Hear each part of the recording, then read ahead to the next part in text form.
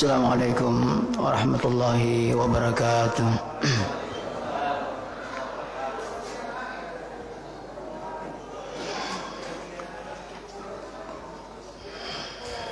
Alhamdulillah alladzi hadana lil Islam wa 'allamana al-Qur'an wa kataba 'alaina siyam Ramadan wa ja'alana خير أمة أخرجت للناس أحمده وأشكره وأتوب إليه وأستغفره والصلاة والسلام على خير الأنام نبينا محمد وعلى آله وأصحابه خير صحب وآل والتابعين لهم بإحسان إلى يوم الدين أما بعد.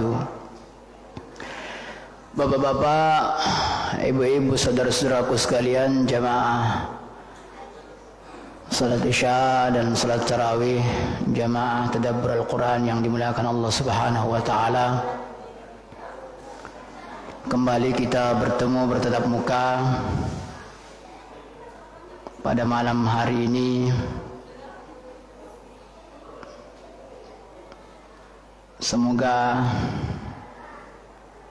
tidak bosannya melihat saya.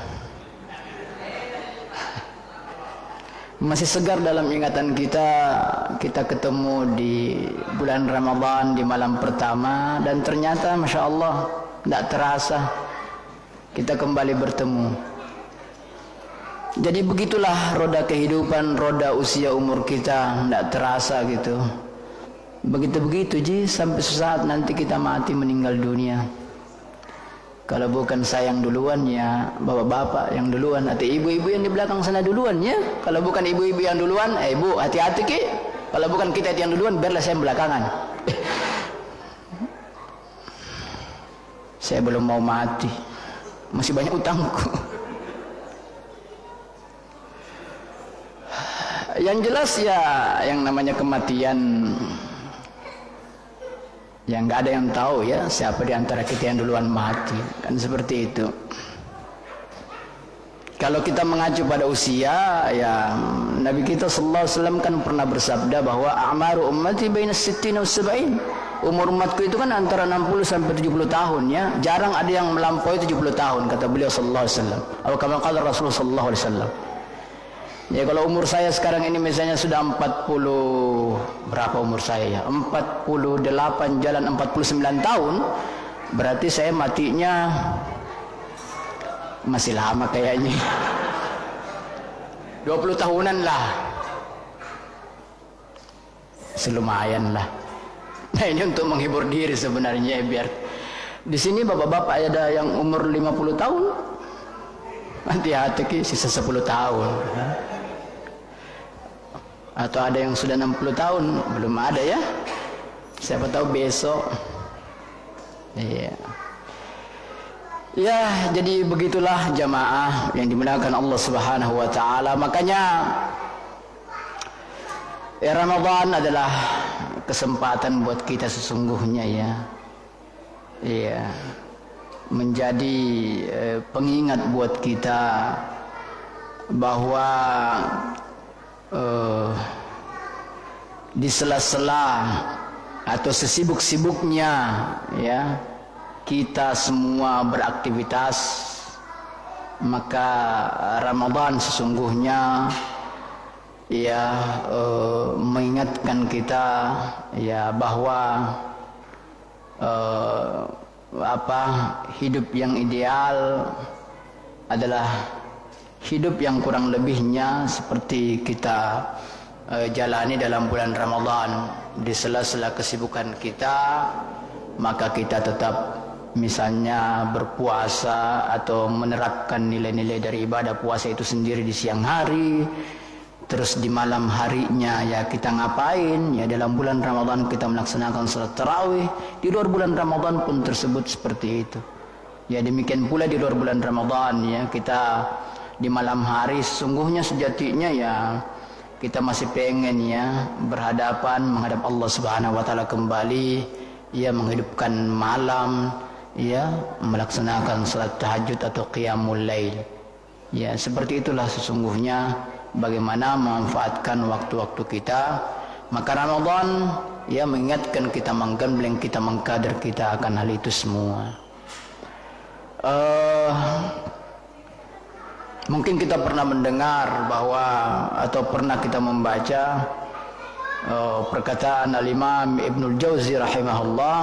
Beliau ini seorang ulama, lahir kalau tidak salah tahun 510 Hijriah ya, di salah satu wilayah di Irak atau dekat kota Baghdad saat itu. Beliau mengatakan bahwa andai seorang yang sudah mati itu diminta, atau andai seorang yang sudah dikubur dalam kubur itu diminta untuk memimpikan sesuatu, berangan-angan, menginginkan sesuatu, maka beliau mengatakan maka sangat bisa jadi, bisa dipastikan, bahkan mungkin ia akan mengidam-idamkan, menginginkan, mengangan-angankan untuk kembali hidup satu hari saja dalam bulan Ramadan. Bayangkan, kalau tidak bisa di sepanjang Ramadan 29 atau 30 hari, satu saja ya. Satu hari saja dalam bulan Ramadan. Tapi apa boleh buat, ya sudah meninggal dunia, kan seperti itu. Ya sudah mati. Maka bagi kita yang masih hidup ini, mari kita memanfaatkan kesempatan kita sebaik-baiknya ya. Kita kembali diberikan kesempatan Allah Subhanahu wa taala untuk kembali mengecap manisnya Ramadan. Ini kesempatan yang sangat besar. Jadi Ramadan adalah berangkas ibadah, musim amal, gudang pahala ya, dan raihan ampunan dari Allah Subhanahu wa taala. Jamaah yang dimuliakan Allah Subhanahu wa taala. Jadi setelah Nabiullah Musa kita mulai ya. Ayat ke 29 insyaallah ya, dan seterusnya.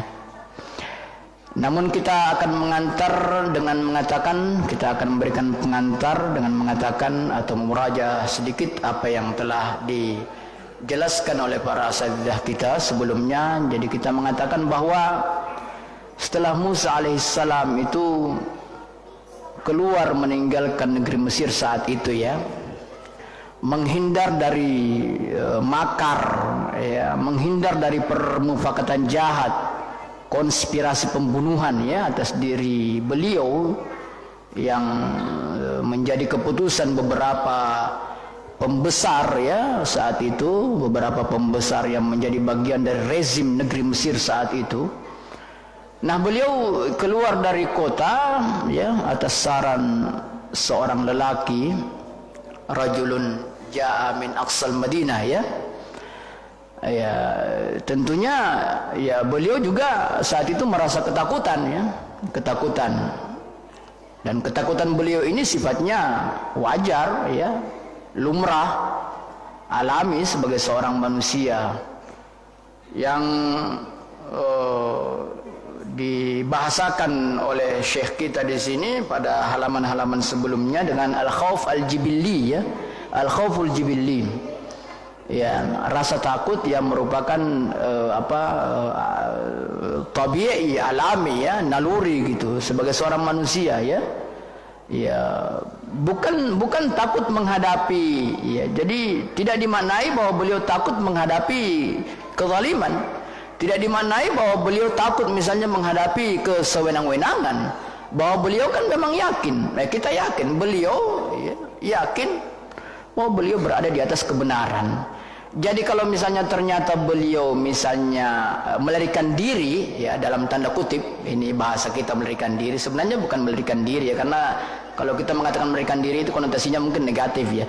Artinya kalaupun beliau takut dan kemudian akhirnya keluar dari kota saat itu ya, kita melihatnya dari sisi yang natural ya, bahwa sisi manusia ya, sisi manusia, bahwa ketakutan tersebut adalah ketakutan yang ya alami sebagai seorang manusia ya, karena ada insiden sebelumnya yang melibatkan diri beliau dengan salah seorang dari pihak kaum Fir'aun saat itu, dan akhirnya yang terjadi adalah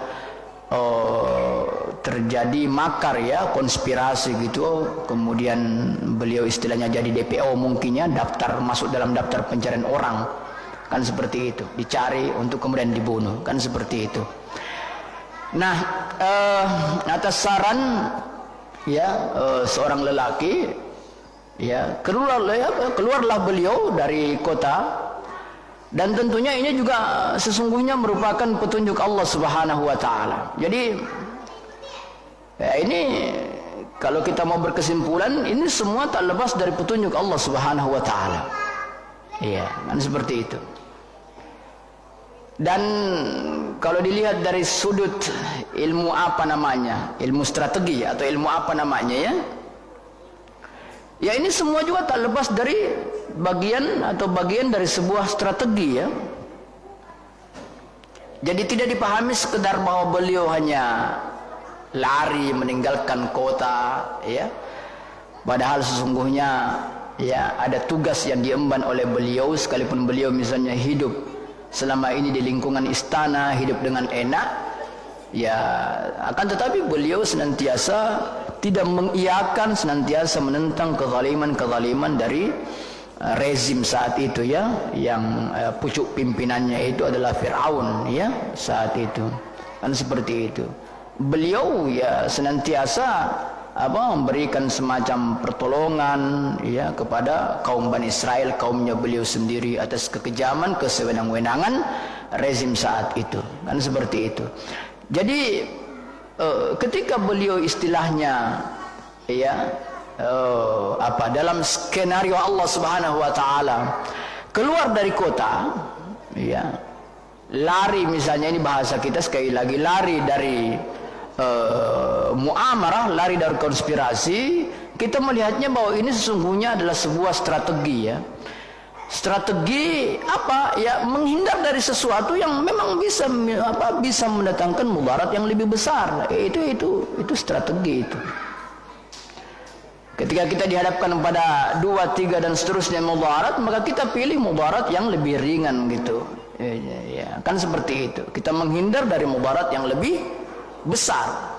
Jadi jangan mentang-mentang kita yakin misalnya bahwa kita sudah kita yakin kita mutlak berada di atas kebenaran, tapi jangan kemudian mentang-mentang kita merasa ya sekali lagi berada di atas kebenaran, lantas kemudian kita maju terus ya, pantang mundur, kan seperti itu, menghadang, menerjang, tanpa melihat ya, strategi apa sesungguhnya yang harus kita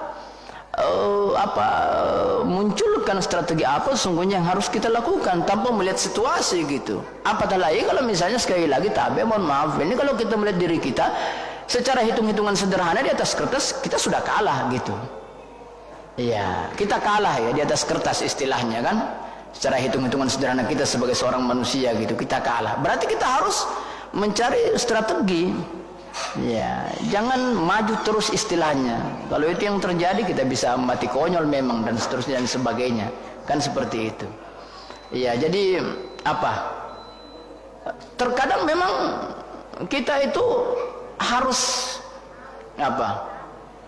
harus mundur. Tidak apa-apa, mundur dulu istilahnya, selangkah, 2 langkah, 3 langkah, untuk kemudian selanjutnya maju meraih kemenangan yang sempat tertunda sebelumnya, kan seperti itu.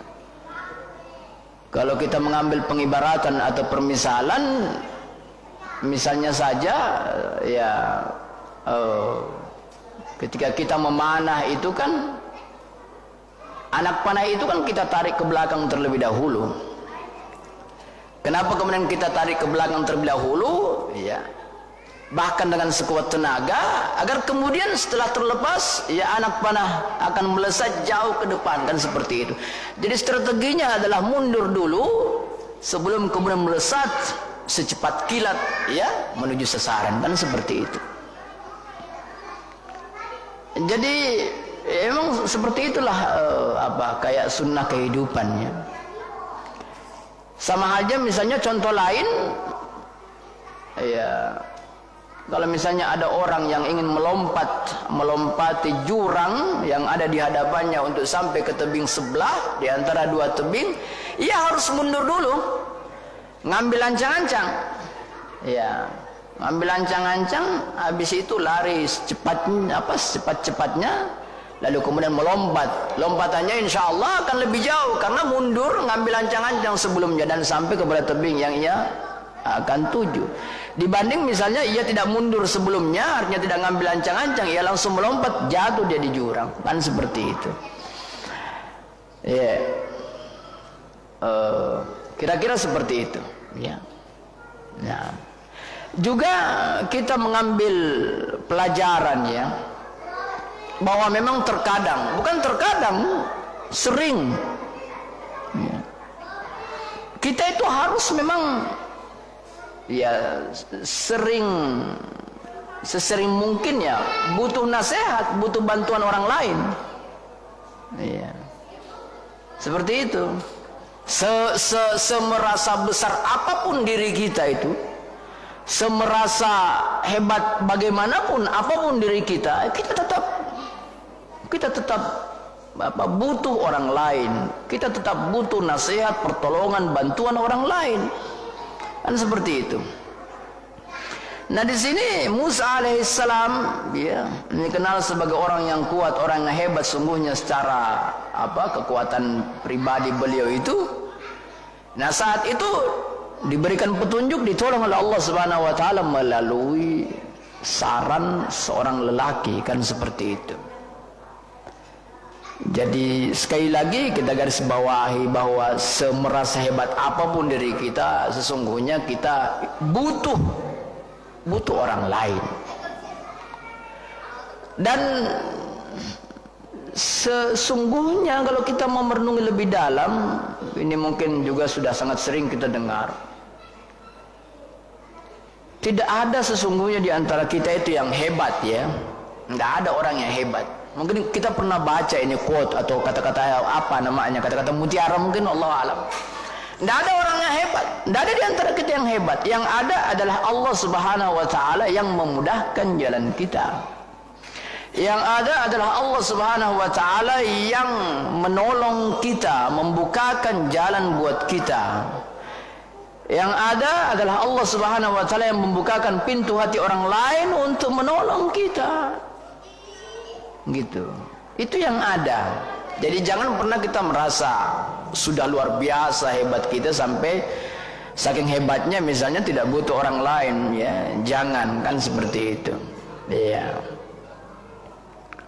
Kalau kita mau melihat misalnya menjelaskan sedikit lebih luas, orang misalnya ada beberapa orang sama-sama kuliah S2, S3 dan seterusnya, SS dan seterusnya ya. Yang satunya kemudian mencapai gelar akademik S3, doktor. Yang lainnya atau beberapa mungkin dari mereka itu qaddarallah ya, la qaddarallah ya, umpamanya kita mengatakan seperti itu, tidak lulus atau tidak mencapai gelar doktor. Padahal sesungguhnya awalnya sama-sama mereka di bangku kuliah. Sesungguhnya keduanya atau mereka semua sama-sama punya kecerdasan, punya kemampuan begitu. Ya. Secara hitung-hitungan mereka semua berpeluang untuk mendapatkan gelar tersebut. Tapi ada saja misalnya masalah, ada saja sebab, ya, di mana satu dua misalnya antara mereka yang kemudian, ya, akhirnya, ya, walil asaf syadid, misalnya tidak mencapai gelar doktor misalnya, atau tidak mencapai gelar yang ia inginkan sebelumnya.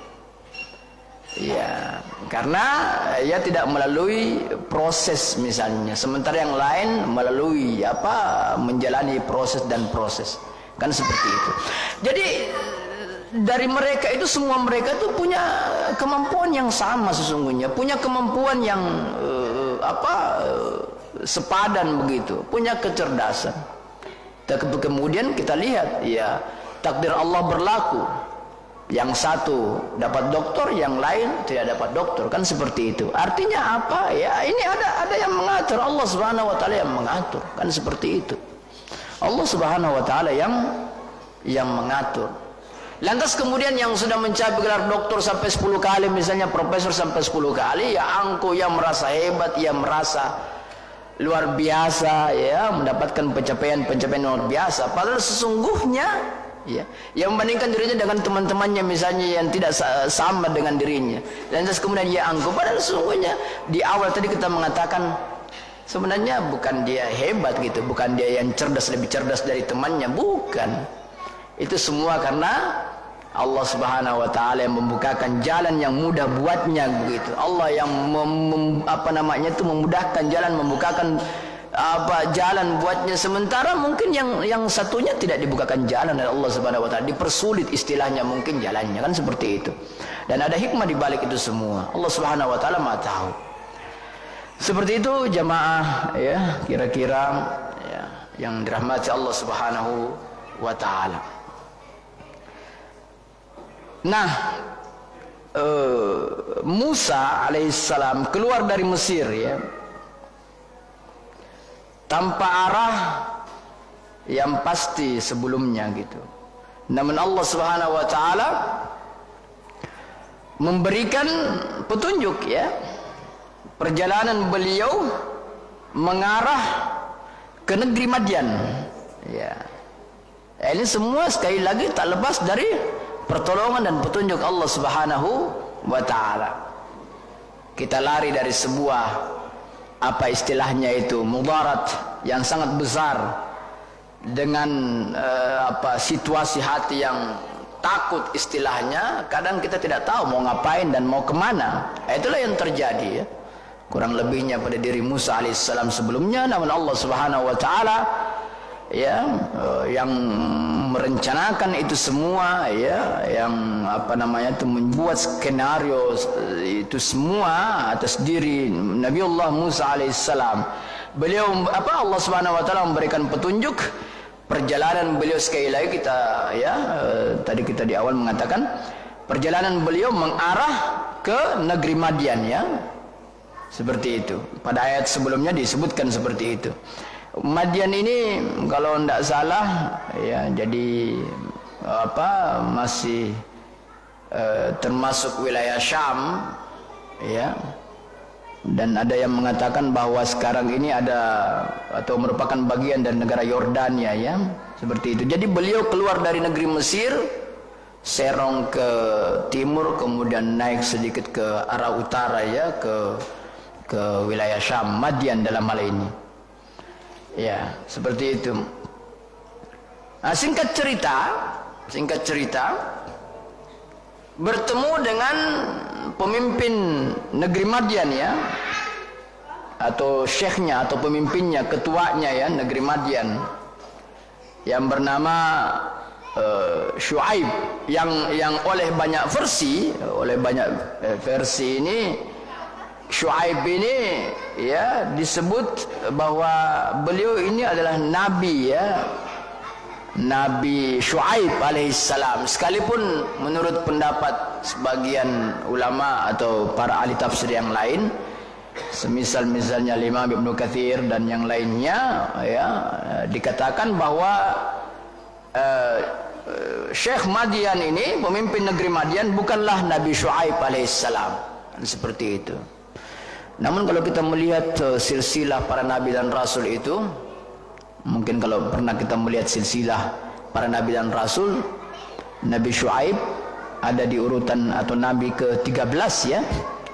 Dan Nabi Musa ada pada urutan ke-14.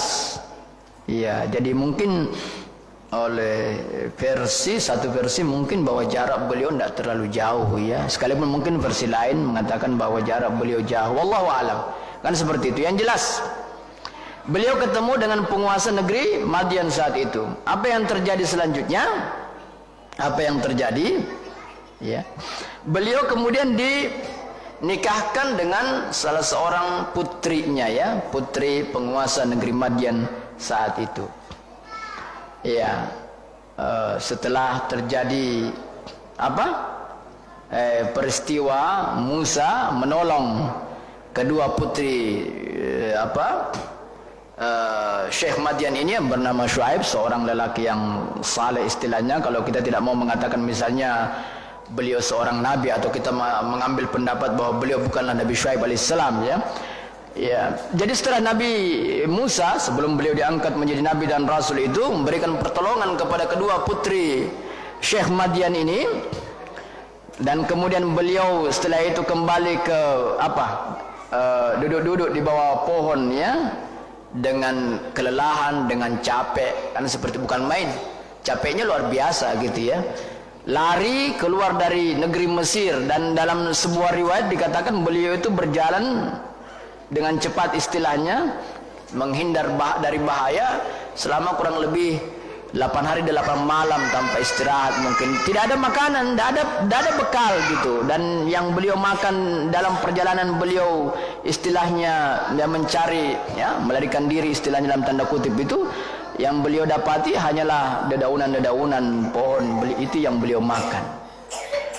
Sampai nanti suatu saat ya, setelah itu bertemu dengan kedua putri ya Syekh Madian ini, dan kemudian beliau menolong ya, meminumkan ternak kedua putri ini, kan seperti itu. Setelah itu kembali beliau beristirahat di bawah pohon ya, dalam keadaan lelah, capek, lapar dan seterusnya dan sebagainya.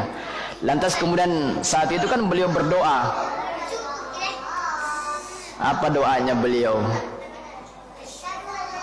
Rabbi inni lima anzalta ilayya min khairin faqir. Ya, seperti itu. Inni faqir. Saya butuh ya Allah. Faqirun, fakir itu artinya butuh. Jadi kalau kita mengatakan ada orang fakir, secara bahasa fakir itu butuh. Ana faqirun ilaika, saya butuh kepadamu, atau ana uftaqirun ilaik, saya butuh kepadamu. Fakir ya, orang butuh gitu. Iya. Al-faqiru ila afi rabbih, sering kita baca itu, orang menulis namanya kemudian menambah kalimat di belakangnya, al-haqiru dalil faqir ila afi rabbih, yang butuh kepada ya pemaafan Tuhannya, kan seperti itu. Iya. Ya, jadi saat itu Musa alaihissalam berdoa, ya Allah, ya bagaimana minikodong, ini bahasa kita ya, seperti itu. Aku sangat butuh ya kepada ya kebaikan, khair yang engkau turunkan ya Allah. Ya Allah, turunkan kebaikan bagiku saat ini, karena aku sangat butuh ya Allah. Bukan main, capek, lapar, haus, menempuh perjalanan yang jauh, lantas kemudian memberikan pertolongan kepada kedua putri Syekh Madian saat itu. Dibawa ternaknya, dikasih minum, desak-desakan sama para penggembala yang lain, kan seperti itu. Subhanallah. Apa yang terjadi kemudian, singkat cerita, dinikahkan ya dengan salah seorang putri Syekh Madian. Jadi Syekh Madian itu pemimpin negeri Madian menikahkan beliau dengan salah seorang putrinya, kan begitu. Mungkin kita pernah mendengar katanya ya, doa ini kemudian dijadikan oleh orang-orang sebagai doa cari jodoh ya. Jadi bagi jomblo-jomblo mungkin yang masih jomblo di sini, siapa tahu ya.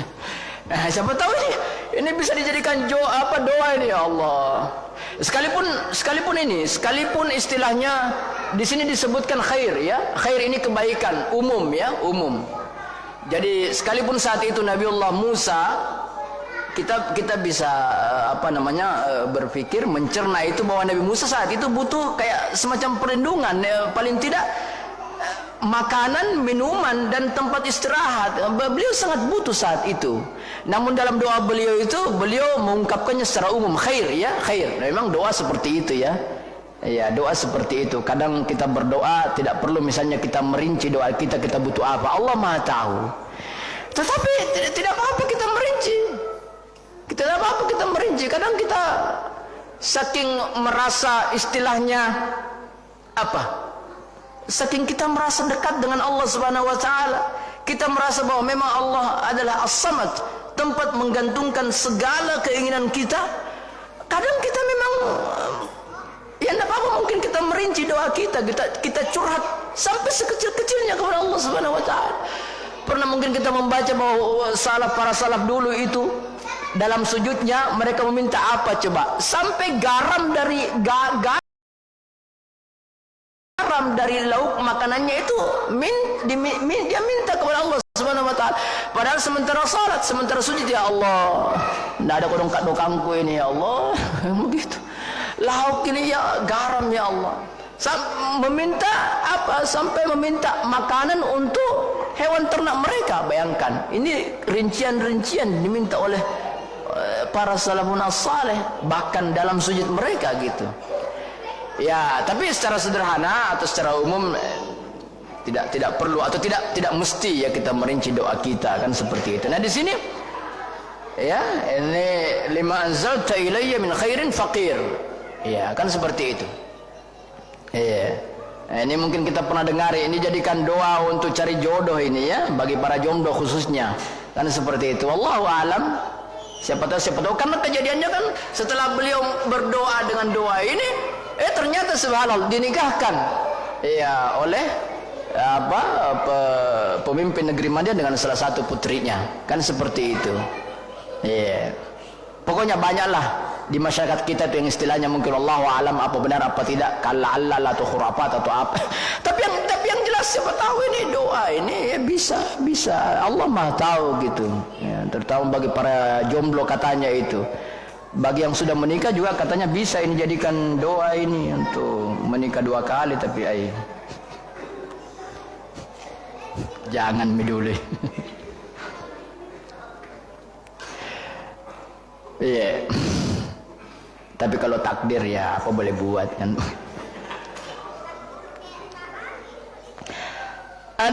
Dan apa? Setelah kesepakatan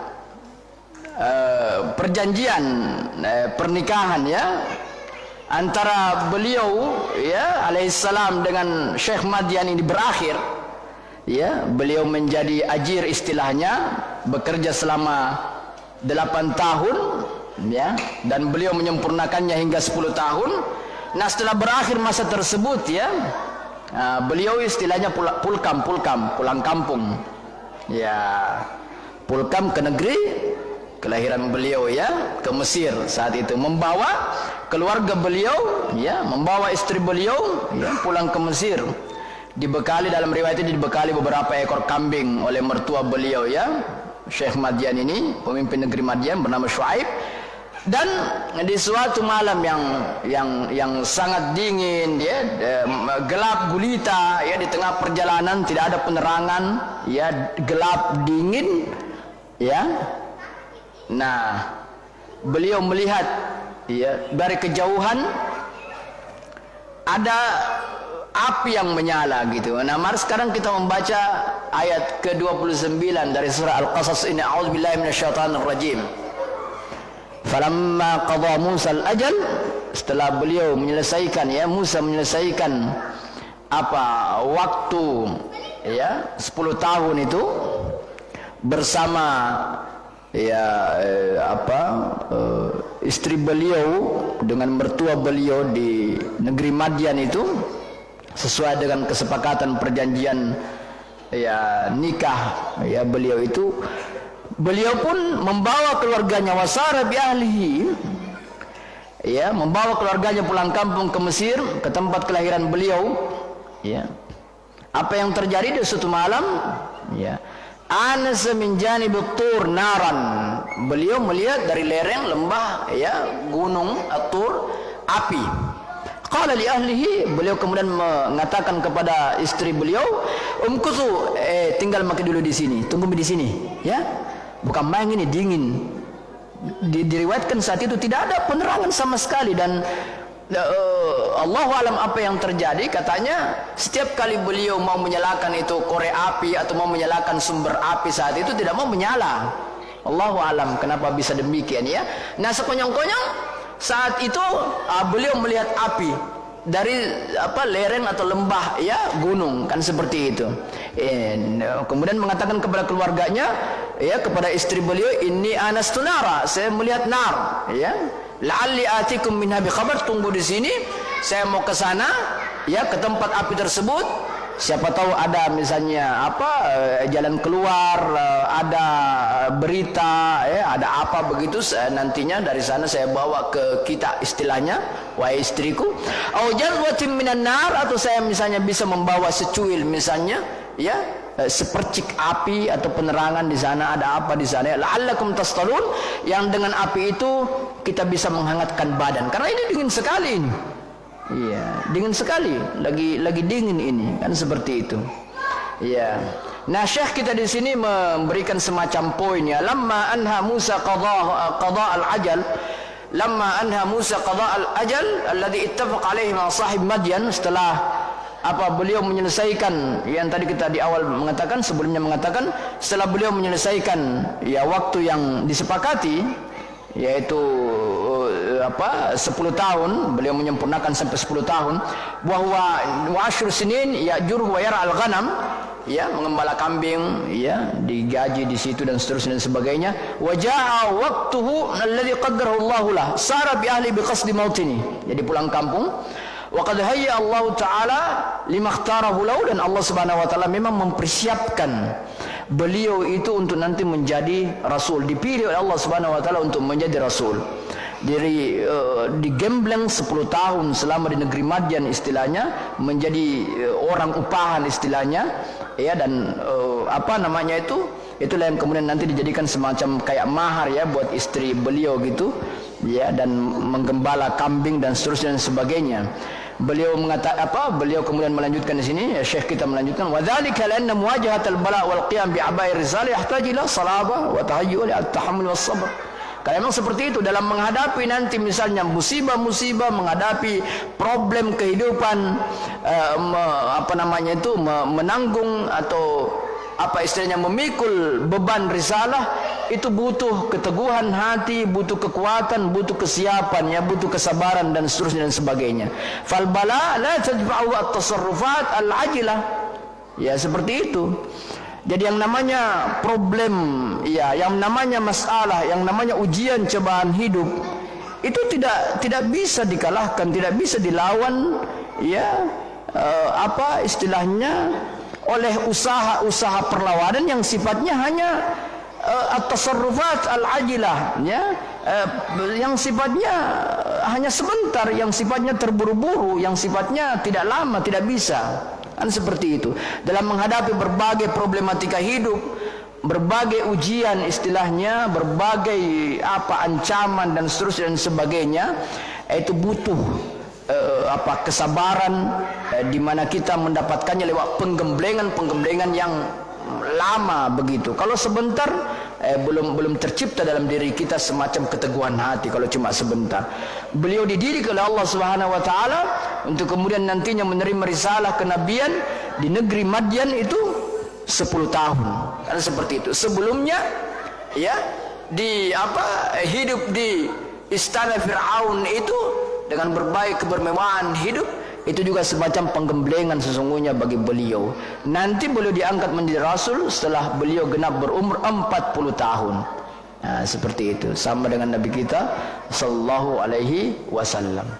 Iya. Jam berapa? Iya. Nah, ini ada poin-poin yang dikemukakan oleh Syekh kita selanjutnya. Alal ummati istilham al-ibar.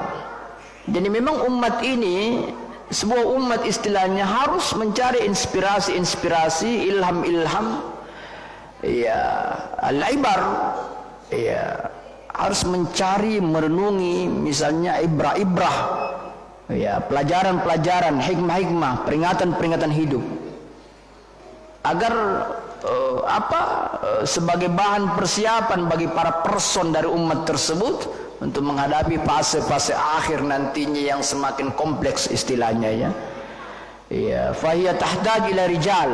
Ini umat ini butuh, ya, para pengemban istilahnya, ya, tenaga-tenaga yang nantinya tahallu bil ilmu wal hikmati was sabr. Tenaga-tenaga, ya, pengemban risalah, dakwah yang sebelumnya memang sudah terbekali dengan ilmu, dengan kecerdasan, dengan kesabaran. Bukanlah al-jahl wa taish wastijal qatfi thamara qabla awaniha. Bukan dengan apa istilahnya, bukan dengan kebodohan ya, bukan dengan taish, terburu-buru, serampangan, garasak-gerusu istilahnya, dan kemudian ya istijal qatfi thamara qabla awaniha, keinginan untuk mendapatkan sesuatu ya, memetik hasil sebelum waktunya, bukan seperti itu. Artinya apa? Bahwa ya dalam mencapai hasil, dalam memetik hasil yang diharapkan sebelumnya, apatah lagi kalau hasilnya memang hasil yang luar biasa, memang kita harus bersabar sebelumnya lama begitu ya. Kita harus menunggu waktu, berusaha sedemikian rupa gitu. Jangan kita istilahnya pengen mendapatkan hasil yang cepat tanpa usaha yang lama sebelumnya. Memang seperti itu. Iya. Kemudian pada ayat selanjutnya di sini dikisahkan tentang ya diangkatnya beliau akhirnya menjadi nabi dan rasul. Waktu kita tidak banyak ya. Falamma ataha nudiya min syatil wadil ayman fil buqatil mubarakah. Sampai jam berapa kita? Atau waktu kita sudah habis ya. Ya ini mungkin yang bisa kita ungkapkan. Mohon maaf, ini hanya satu ayat ternyata ya. InsyaAllah akan dilanjutkan oleh para asatidzah kita insyaallah pada ayat selanjutnya, ayat ke-30 dan seterusnya insyaallah. Ketika beliau sampai pada tempat api tersebut, tiba-tiba beliau mendengar suara panggilan Allah Subhanahu wa taala, dan memang dipanggil oleh Allah Subhanahu wa taala, "An ya Musa inni anallahu rabbul alamin." Ya, yang menjadi ya apa istilahnya itu tonggak sejarah baru buat kehidupan beliau. Beliau diangkat menjadi nabi dan rasul, lalu kemudian ditugaskan menghadapi Firaun dan kaumnya, bala tentaranya ya, seperti itu. Ya, hanya waktu yang membatasi kita, hanya saja waktu yang membatasi kita, dan kita akhiri ya dengan harapan bahwa semoga Allah Subhanahu wa taala ya senantiasa memberikan kepada kita tambahan ilmu, tambahan pemahaman, dan senantiasa menolong kita untuk mengamalkan apa yang kita pahami, apa yang kita sudah ketahui. Allahumma allimna ma yanfa'una wanfa'na bima 'allamtana ya Allah, wa zidna ilman wa fahman wa amala. Ya, warinal haqqa haqqan warzuqna ittiba'ah, warinal batila batilan warzuqna ijtinabah.